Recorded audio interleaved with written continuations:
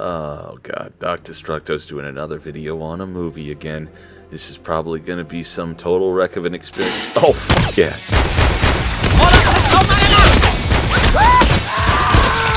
No! God, please! Oh, I can't believe you've done that.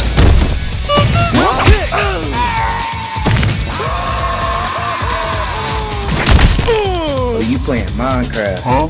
I like your cookie. It's time for a return to form.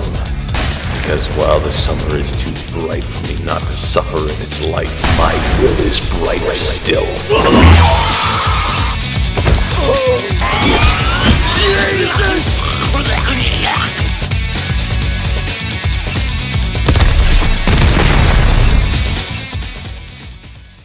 So maybe I'm dating myself, and maybe I'm doing that pretentious thing when you start to get older, where you see something that you had as part of your culture that was just in the background, that is instead just faded away and become a rare magic. But I'm gonna do it anyway, because this is my channel, and I can do what I want. The VHS era, retrospectively, is an absolute wonder of a media landscape, like nothing else that exists at this time. It was a time where you could find pretty much anything boxed up in a VHS packaging, not on some strange online channel, but actually packaged up and sold in stores. From modern releases of cinematic classics to home releases of television favorites, to instructional videos for just about every subject, to things that beggar belief. I want to be a yo-yo man, he cried. Make me a yo-yo man. But the yo-yo master did not answer. He just kept on yoing. It was an age where media production began to scale down in terms of money and resource requirements, to the point that smaller creators could put their work on a competitive market and make money despite not having what the big and established film and television studios had. Because in this day and age, we take it for granted how involved the process of getting your face on a screen used to actually be. I promise I'm not about to go all kids these days, but it's a simple reality. Social media and tube sites make it so that just anybody that has a phone and can strike sparks with the right or wrong, frequently very wrong, people can become a minor celebrity. A very minor celebrity. Anyway, I got sidetracked. The point is, there was once this weird middle ground between the horror show of unfiltered and wretched real life broadcast 24/7 online and all media being a separate subscription service that exists nowadays, and the days where there were basically only 3 channels: the radio, the library, and the movie theater. It stretched basically between the start of the 80s and all the way towards the end of the 90s, with the beginning of digital media becoming more ubiquitous than analog. You know, what folks like to call the multimedia age at first, what with the CD-ROM and all that. Man, I should do a video on Ripper. But that would mean I have to play Ripper. This was the age when you needed certain things to make media, but not nearly as much as you used to. Editing suites became cheaper because you could do things with an Amiga equipped with a video toaster in the 90s that TV stations in the 70s and even 80s couldn't. That's how fast technology was evolving and scaling down in price. With that lower cost of entry also came a new and lucrative market: video rental. A realm where the work of a small studio that produces directly to VHS could compete with home releases of big studio pictures, and potentially earn a similar amount of profit from simply existing on a shelf in a store for people to rent out of interest or sheer curiosity. This is what people did before you could just click a button and watch an entire season of television at once, people.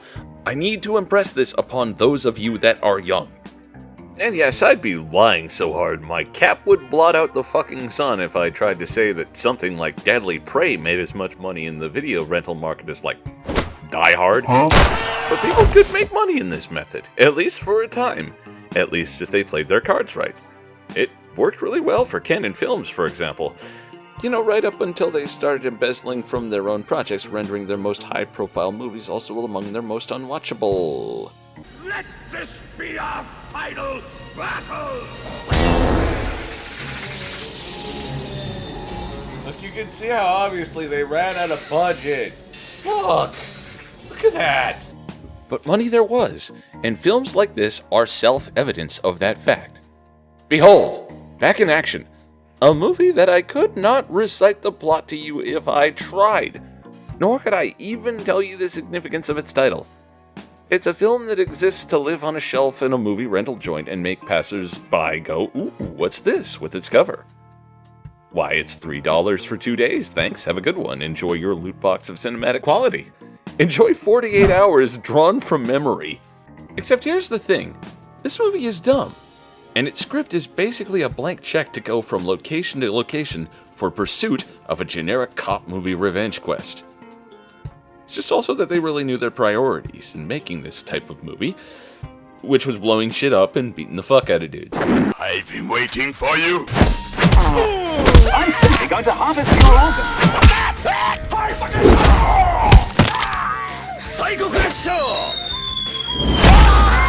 As a lifelong wrestling fan, that's the most brutal bulldog I've ever seen. And that includes the one that broke Buff Bagwell's neck. What? I'm not making fun, I'm just saying. Don't shoot. I surrender. Why are you locked in the bathroom? Want this candy bar? Jesus Christ, Denton. You see this guy? That was Roddy Piper's friend and partner. That's about as much as you need to know for this plot. Also, Billy Blanks is looking for this sister, who works for this villain, or is perhaps associated with him, who killed the guy Piper liked. See all that? Got it? Good? Right, now check this shit out. Taking a succulent finding.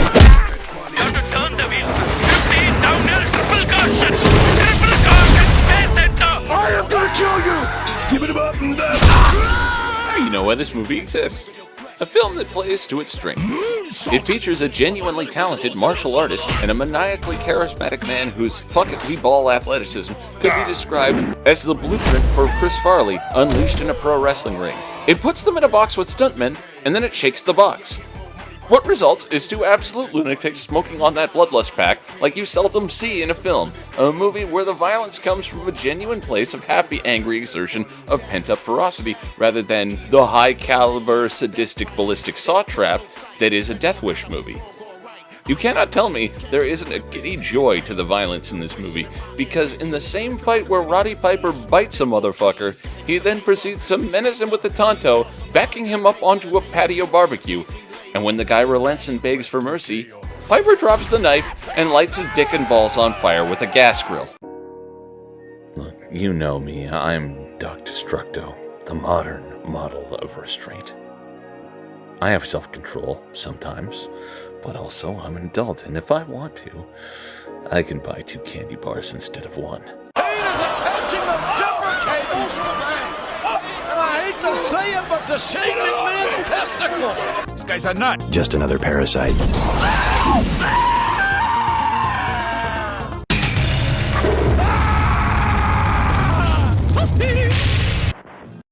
God, I miss making videos like this, which is actually why I'm making this one. See, I get depressed during summers, no joke. Something night creature, something mutant, I can't take the pride it drains me.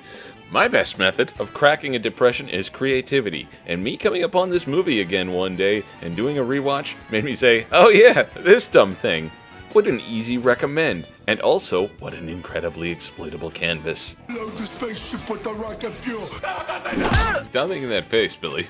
Stop making that face, Billy. Stop making that face, Billy. Billy, stop making that face. Billy! It honestly feels weird lauding a movie like this, as it's sort of like complimenting the construction of an unfinished building that still looks like really solid work regardless. This isn't art, it's the framework for it. In the same way a dummy you dress in gothic armor isn't a knight, it just looks like one, especially when you stand it in a castle hallway. But it's also just so alarmingly competent in the ways that it is competent. The highest octane possible for the budget they had, working with the very barest concept of Piper, Blanks, they're cops. They didn't try to make Jurassic Park, nor did they try to make Heat. They instead made schlock that fully understands that it's schlock, right down to the fact that it has goddamn mini-bosses. I'm hungry. Oh no! You can't tell me this isn't the movie you'd get if Sega commissioned a film adaptation of, like, eSWAT. That's just what this is. You can practically see the go arrow in the top corner of the screen wherever all the bad guys are dead in a given scene. Like, I'm just gonna play this clip of Billy and Roddy crushing these guys' skulls again, because, like, what even the holy hell? Are you waiting to receive my lip reading? the cinematic equivalent of a WWF hardcore match, something that's ugly and stupid, but in entertaining and funny ways that are also completely genuine in their intent and objective. This movie is trying to get a delighted rise out of you, even if it's potently generic elsewhere, because otherwise it would not have stuff like this in it. Do I recommend this movie? Yep. Is it a must-watch? No. But it is very easy to find. It's just up on YouTube in totality. Enjoy. Really, ultimately, I just wanted to make a video that outlines the sort of spark you could find in a random VHS box. The actual reality of the era of the videotape. That even something that seems generic, and actually is still quite generic, can also manage to have a strange level of effort, charm, and gumption, for the sheer sake of the people producing it wanting to make a good product despite the limits of their capabilities. This isn't some shit instantly forgettable fiasco that was shot on digital and rides off the force of some influencer who never should have had a camera turned on them in the first place. This is people actually trying, and actually managing to give bang for the buck, specifically because they tried. It's the sort of thing to leave a person feeling weirdly good. It's how the world should work.